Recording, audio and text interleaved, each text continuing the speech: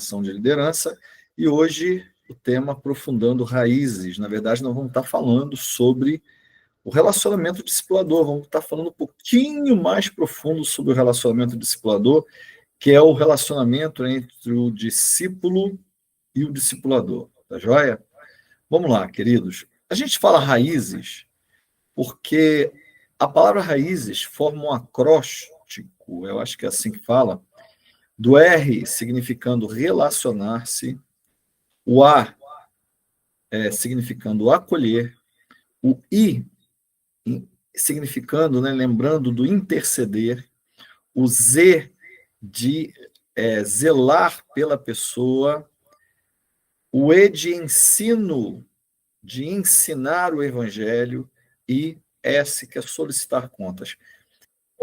Por que a gente usa a palavra raízes? Para a gente lembrar que o R é de relacionar, o A de acolher, o I de interceder, o Z de zelar, o E de ensinar o evangelho, o S de solicitar contas. A gente vai abordar essas questões aqui, tá bom? Deixa eu voltar aqui para vocês, que eu estava, na verdade, na última, tá? Que é esse. Então, nós falamos. Bom, o conteúdo dessa aula é baseado aqui nesse livro, ó, Multiplicando Discípulos, de Waylon Moore, tá? Que é da JUERP. Esse livro é antigo, a primeira edição dele foi em 1981 e a primeira edição em português foi em 1983, mas agora foi reeditado pela editora Convicção da Convenção Batista Brasileira, tá bom? Tem uma frase, vamos dizer assim, do William Moore, muito interessante, que ele fala o seguinte, ó, o discipulado no nível pessoal, um a um, é a maneira mais rápida que conheço para se desenvolver líderes espirituais que podem multiplicar outros discípulos. Tá? Então, a multiplicação está a multiplicação com qualidade de discípulos está diretamente relacionado à maneira como a gente desenvolve os discípulos, a maneira como a gente vive o relacionamento pessoal que temos com os discípulos, tá? Segundo Timóteo, capítulo 2, versículo 2, fala: o que ouviste de mim, diante de muitas testemunhas, transmite a homens fiéis e aptos para também ensinarem a outros. Isso aqui é Paulo falando para o discípulo dele, Timóteo, tá?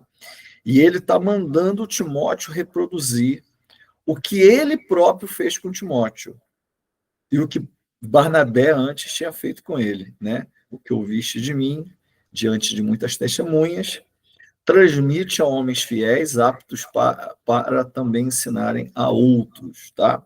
Então, quanto mais a gente investir pessoalmente nas pessoas que a gente estiver discipulando, mais eles serão capazes de reproduzir o que estão aprendendo na vida de outras pessoas.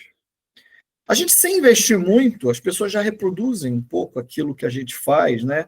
Imagina quando você investe de maneira pessoal, propositada, intencional na vida de uma pessoa e a pessoa recebe isso de maneira intencional. Obviamente que você vai ter um poder de reprodução muito grande em cima disso, tá? Então, nós vimos isso um pouco na aula passada, mas vamos falar um pouquinho disso aqui quando a gente fala sobre o poder do exemplo, tá? Porque a falta de exemplo do que é e de como funciona o discipulado é que tem sido um dos principais obstáculos para o movimento de multiplicação de discípulos no nosso meio, no caso aqui no meio cristão, tá? Por que os cristãos produzem tão poucos discípulos? Porque a igreja esqueceu de fazer discípulos, e como a igreja não sabe fazer discípulos, o pouco discipulado que acontece não é intencional, ele é uma coisa meio natural, assim, sem intenção, de modo que isso tem impedido a formação de discípulos, tá? Características do discipulador. O que tem que ter uma pessoa quando ela vai discipular outra, tá? O discipulador, ele apresenta Jesus aos discípulos. Esse texto aí é o texto de João, que fala para os discípulos dele: eis o Cordeiro de Deus que tira o pecado do mundo, tá? O discipulador, ele tem consciência da missão dele. Ele sabe que a missão dele não é formar uma pessoa para ele mesmo, mas formar esta pessoa para Cristo, tá? Para Cristo. O discipulador, ele aponta para Jesus. Ele vai falar de Jesus. Ele não vai falar de si mesmo.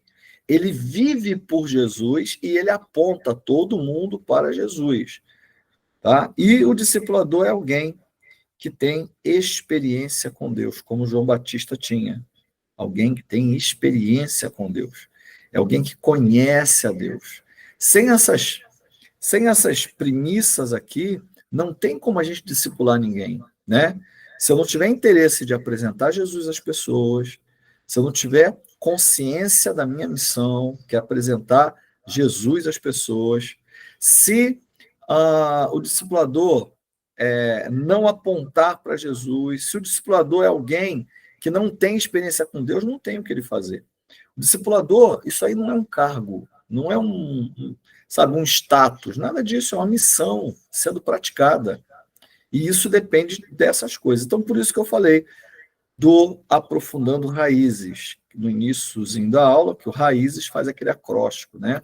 Que é o R de relacionar-se, o A de acolher, o I de interceder, o Z de zelar, o E de ensinar e o S de solicitar contas. Isso aqui tudo precisa acontecer quando eu estou discipulando alguém.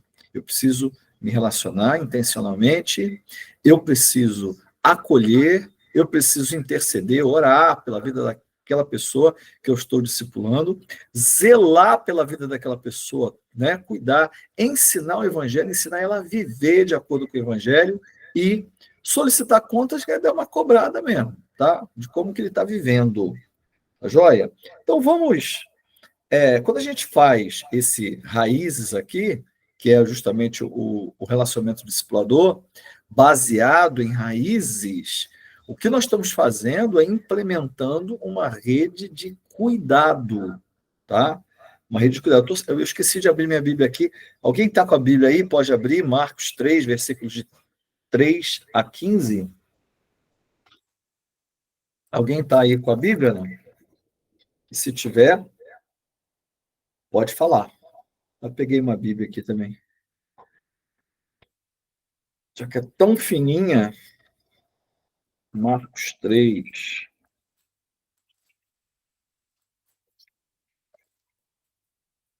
É bom a gente ler esse texto. 13 a 15.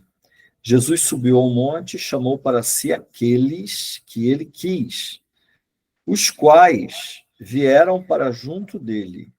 Escolheu 12, designando-os apóstolos, para que estivessem com ele, os enviasse a pregar e tivessem autoridades para expulsar demônios.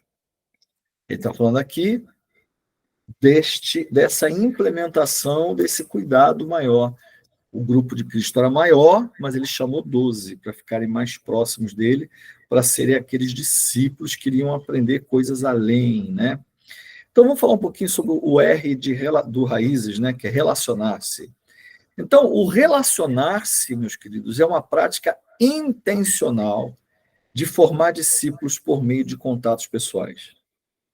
Então, uma coisa, não é simplesmente uma amizade. Uma amizade, ela pode acontecer de maneira natural, sem que eu planeje, sem que eu busque, e eu vou me encontrar com meu amigo, eventualmente, em algum evento, em alguma situação. O relacionamento discipulador, não. O relacionamento discipulador é horário marcado, é compromisso de relacionamento.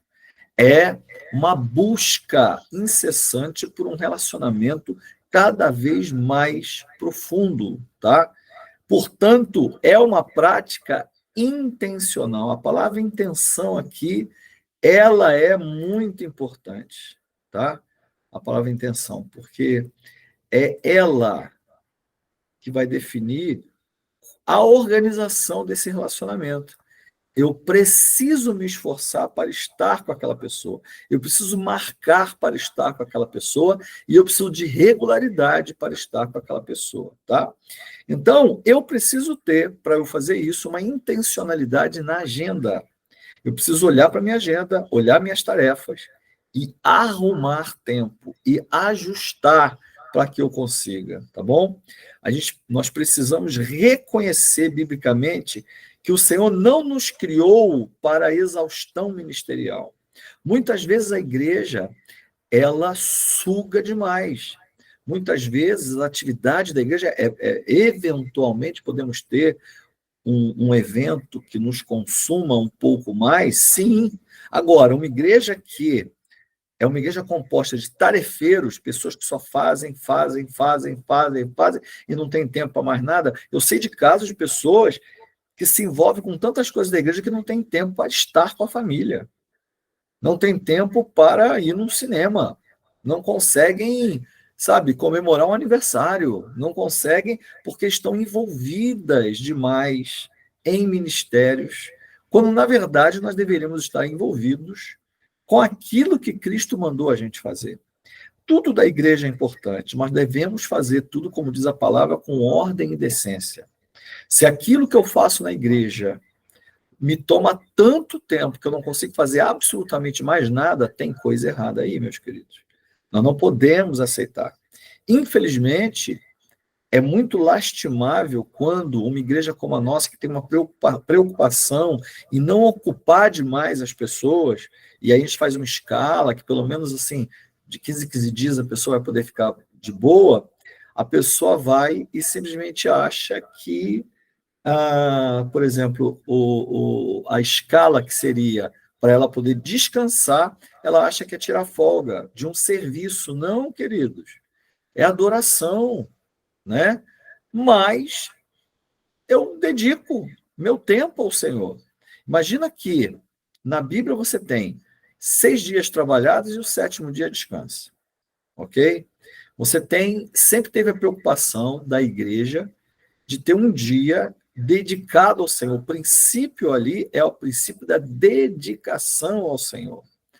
Então, nos outros dias, eu tenho que trabalhar, eu tenho que cuidar da minha família, e o dia que eu estou com o Senhor, e o dia, aquilo que eu faço para o Senhor, eu também faço com a minha família.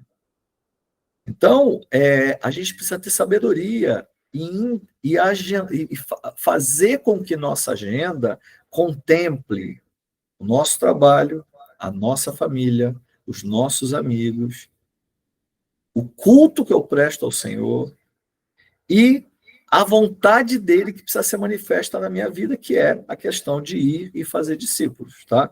Se eu não conseguir me organizar, e hoje em dia está cada vez pior, né, para a gente poder se organizar, eu não consigo fazer tudo que toda a minha missão, que é cuidar de todas essas coisas aqui nessa terra, tá bom? Nós precisamos reconhecer que nossa missão primária no reino de Deus é fazer discípulos, e a gente tem que dar prioridade a isso, tá?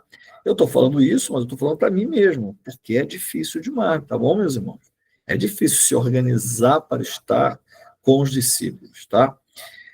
Então, nós temos que ter essa intencionalidade na agenda e a gente precisamos investigar com muita dependência e intimidade com Deus o que temos feito que está além daquilo que Deus quer que façamos e que não está produzindo discípulos.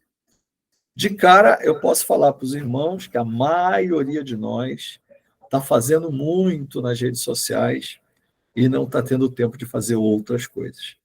Não, meus queridos, nós devemos priorizar as coisas de Deus na nossa vida. Às vezes, uma leitura bíblica de 20 minutos é uma leitura que alimenta demais você, sabe? Uma oração que você faça ao Senhor de 10 minutos é algo maravilhoso que vai fazer uma diferença tremenda no seu dia.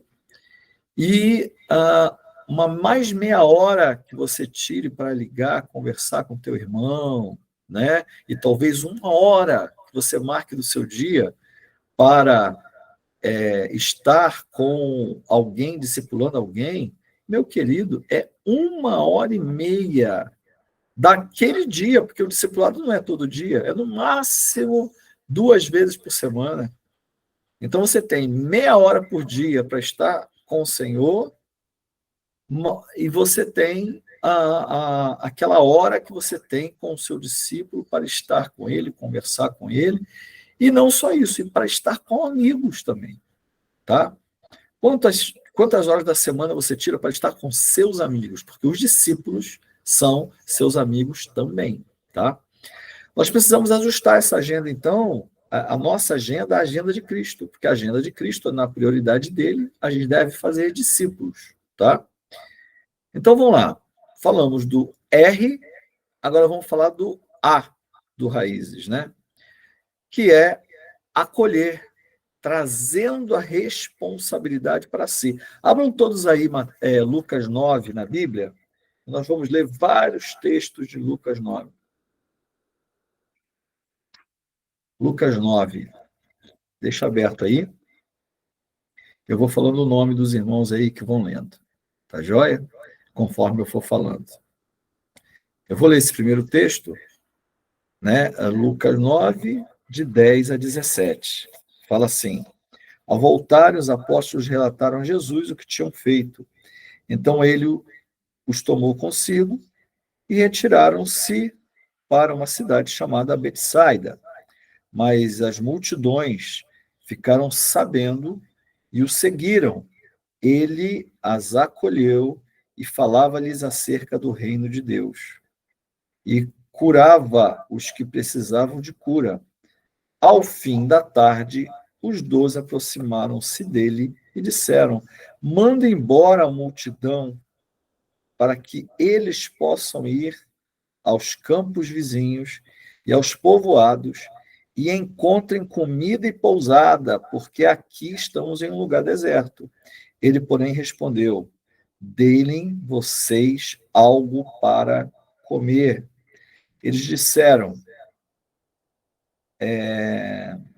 temos apenas 5 pães e 2 peixes, a menos que compremos alimento para toda a multidão.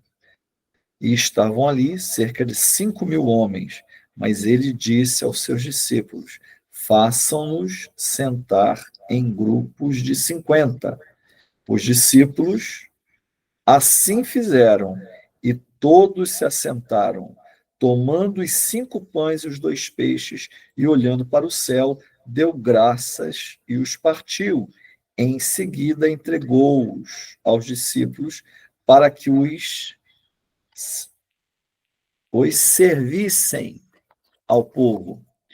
Todos comeram e ficaram satisfeitos, e os discípulos recolheram 12 cestos cheios de pedaços que sobraram. Mas vamos lá. O que tem nesse acolher do Raízes?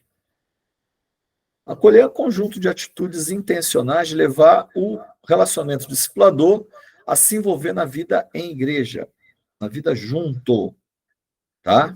Não é na vida das 4 paredes, mas na vida no meio da igreja, do povo de Deus, família de Deus.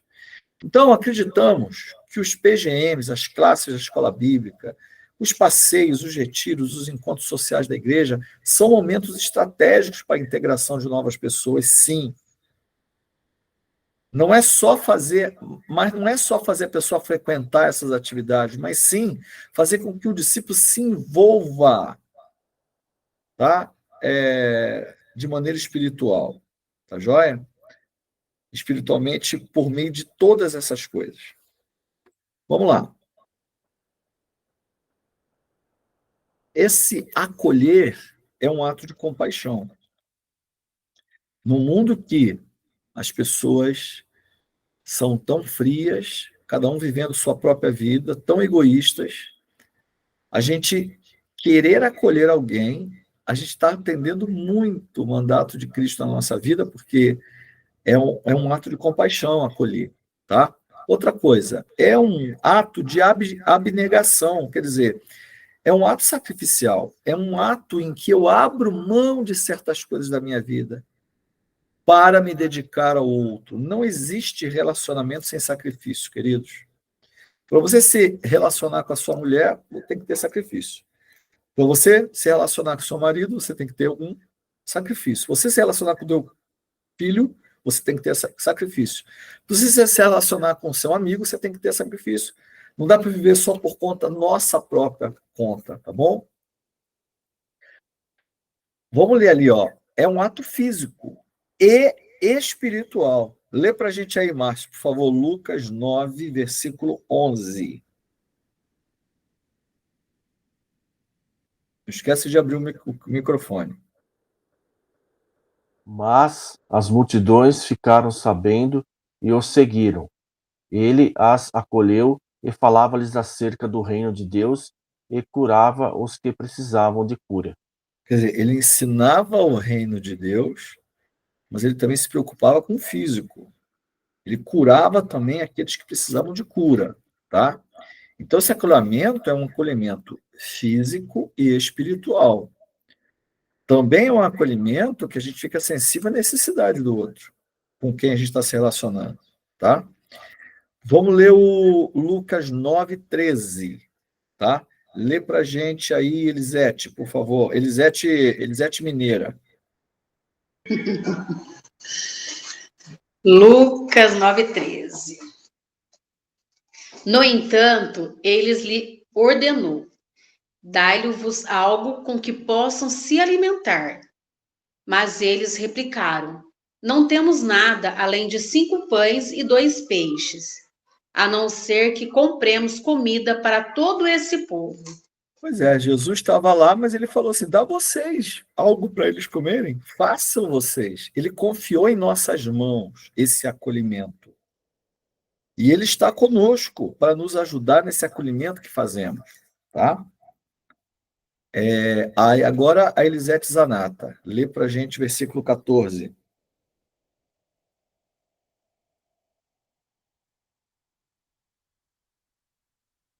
E estavam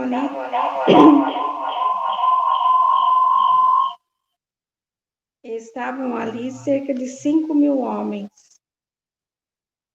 Mas ele disse aos seus discípulos: façam-nos sentar-se em grupos de 50. Olha, você imaginava que para fazer o milagre da multiplicação dos pães e dos peixes, Jesus mandou eles sentarem em pequenos grupos? Você tinha reparado isso aqui? Ele mandou as pessoas, aquelas 5.000 pessoas, se reunirem em pequenos grupos. Então foram 100 pequenos grupos para poder acolher os 50.000. Ele não queria simplesmente uma fila com as 5.000 pessoas, não. Era para ser feita uma refeição coletiva. Eles estariam juntos, em comunhão, com seus amigos, e por aí vai, tá? Muito bem, lê para a gente aí, Daniel, o versículo 16.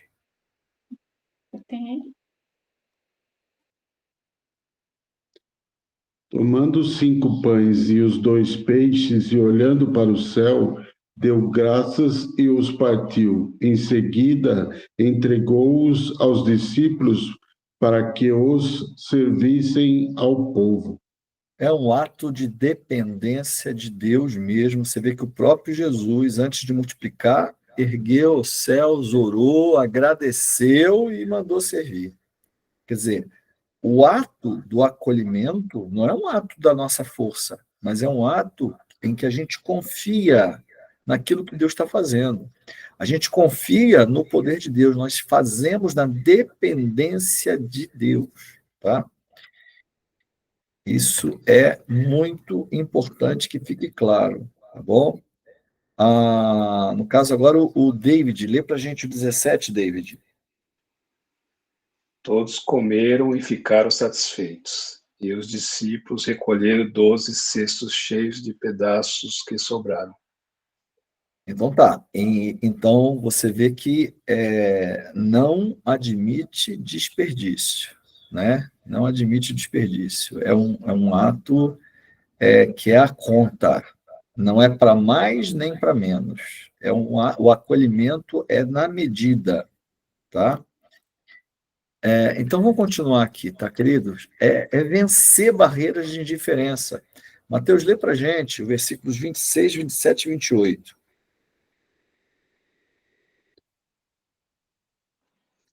Só um minutinho, Márcio, que eu entrei agora, acabei de chegar em casa, só um segundo.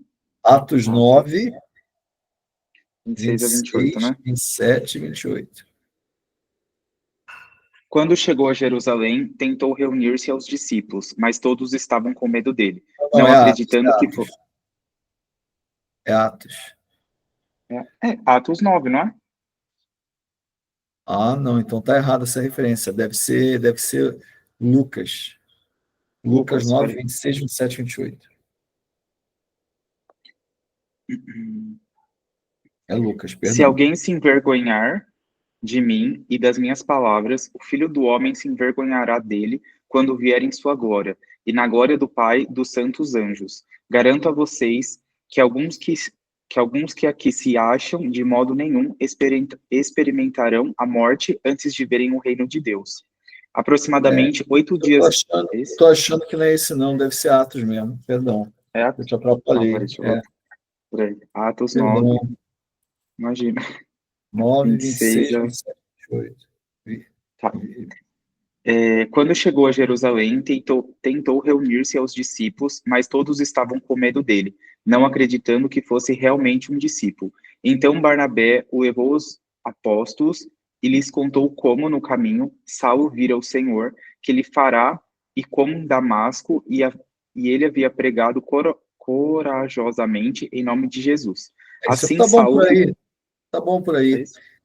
Na verdade, vocês veem que Paulo, né, ele teve uma certa indiferença. A igreja não queria receber ele, que tinha medo dele, tinha desconfiança dele, mas ele avançou e venceu essa indiferença e conseguiu se agrupar à igreja, tá? Atos 9, versículo 27, né? A gente conquista nesse ato de acolhimento do relacionamento discipulador a pessoa para a gente. Nós conquistamos a amizade dela para a gente, tá? Lê para a gente aí, Marcião, por favor.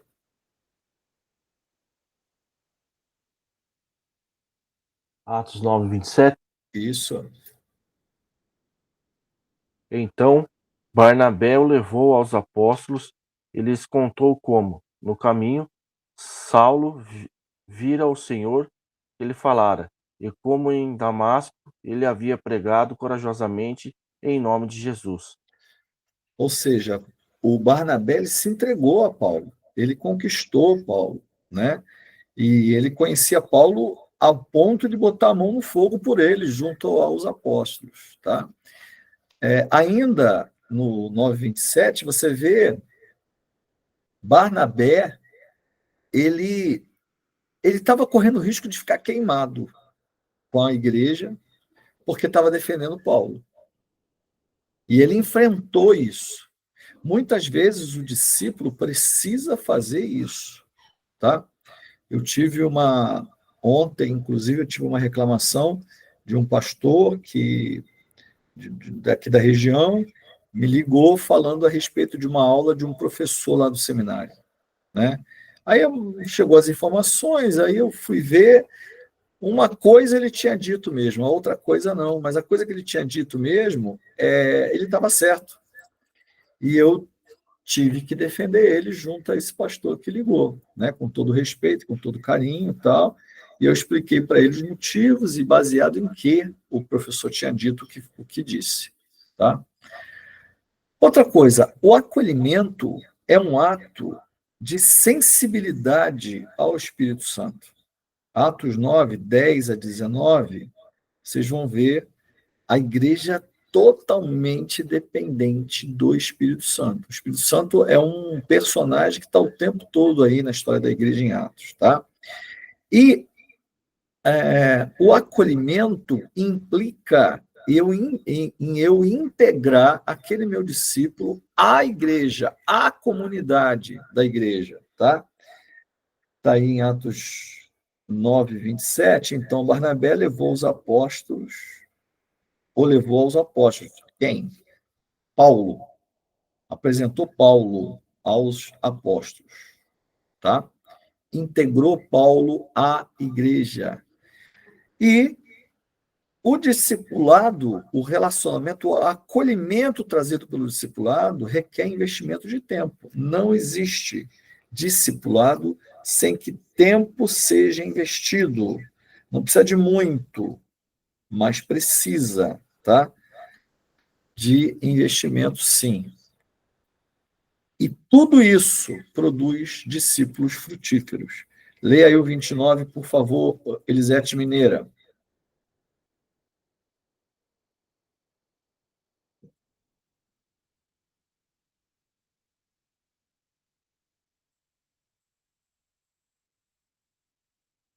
Atos 9, 28.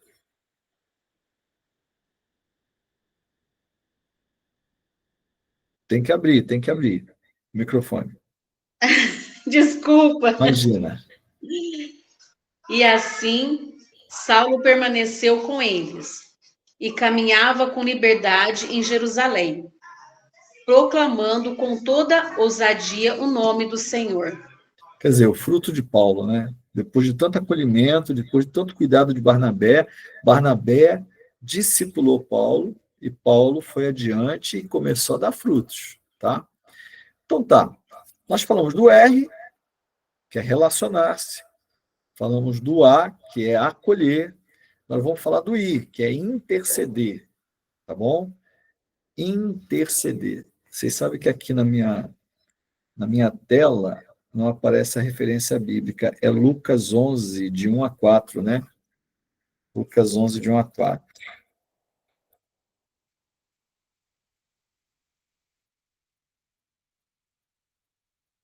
Lê para a gente aí, Elisete Zanata. Certo dia, Lucas Jesus 11. estava orando em determinado lugar. Tendo terminado, um dos seus discípulos lhe disse: Senhor, ensina-nos a orar, como João ensinou aos discípulos dele. Ele lhe disse: Quando vocês orarem, digam: Pai, santificado seja o teu nome. Venha o teu reino, dai-nos cada dia o nosso pão cotidiano, perdoa-nos nossos pecados, pois também perdoamos a todos que nos devem, e não nos deixes cair em tentação. Muito bem. Então, oração é uma coisa que a gente ensina e a gente pratica, tá? Intercessão é investimento intencional de oração. O relacionamento discipulador ele precisa ser embebido, imerso em oração, tá? Orar foi o primeiro movimento dos discípulos após o recebimento da grande comissão. Eles se reuniam para orar. Você vai ver em Atos o tempo todo a igreja orando o tempo todo. Atos 1,14 diz, e unidos todos se dedicavam à oração, juntamente com as mulheres, com Maria, mãe de Jesus, e com os irmãos dele. Quer dizer, a oração passou a fazer parte total do ministério da igreja, tá bom? Sammy Tripp, ele fala assim, através da história da igreja, os maiores reavivamentos têm acontecido após períodos de trevas espirituais. Durante esses períodos, pequenos grupos de pessoas desejavam desesperadamente um despertamento espiritual. A oração era vista como uma necessidade e não como uma opção. Sempre que houve avivamentos são momentos em que a igreja está meio morta e ela tem que se levantar. Sempre isso é precedido de oração. E a oração é algo que é ensinável, tá? Olhando para a vida de Jesus, nós percebemos que seu relacionamento discipulador incluiu duas esferas de oração. Jesus ensinou aos seus discípulos a orar, e Jesus orou pelos seus discípulos e orou com os seus discípulos também, tá bom? A oração é ensinável, porque a oração é mais do que palavras, é um estilo de vida. A vida cristã, a oração muda nosso caráter, porque muda a nossa postura, de pé para ajoelhado, de soberbos para humildes, de autossuficientes para dependentes de Deus, de incrédulos para pessoas que têm fé. Então, quando a gente não ora, na verdade isso denota uma certa autossuficiência. A gente acha que não precisamos de nada. Porque quando a gente está necessitado, a gente dobra nossos joelhos e a gente ora e busca a presença de Deus, tá? Então, e olha só, eu sei que tem um versículo que Jesus manda as pessoas entrarem no quarto, fechar a porta e orar em secreto. Mas quando eu estou tendo um relacionamento discipulador, a minha oração ela precisa ser visível, as pessoas precisam saberem que eu oro, tá?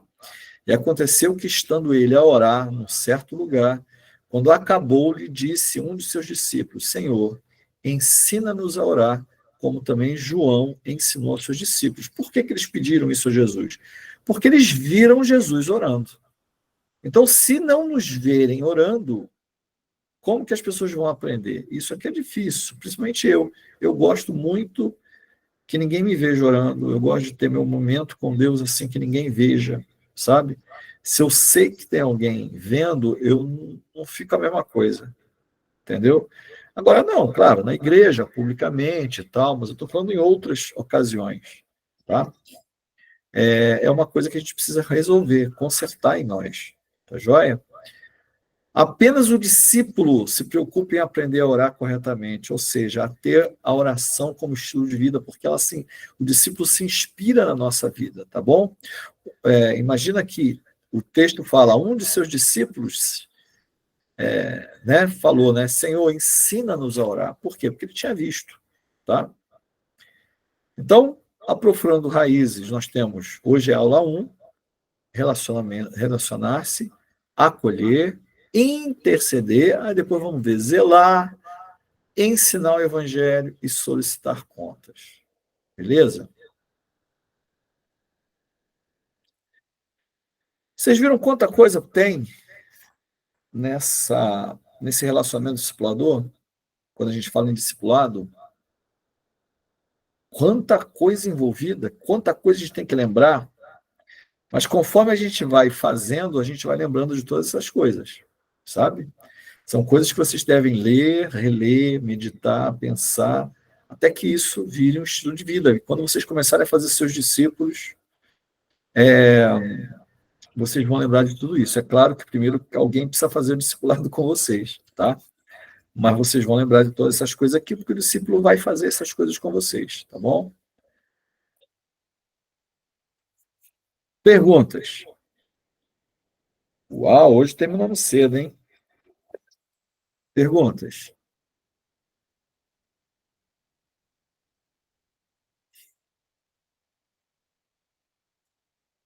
Nenhuma? Ô, gente, eu estou sonhando com uma igreja com todo mundo sendo discipulado, hein? Vocês não estão imaginando isso, não?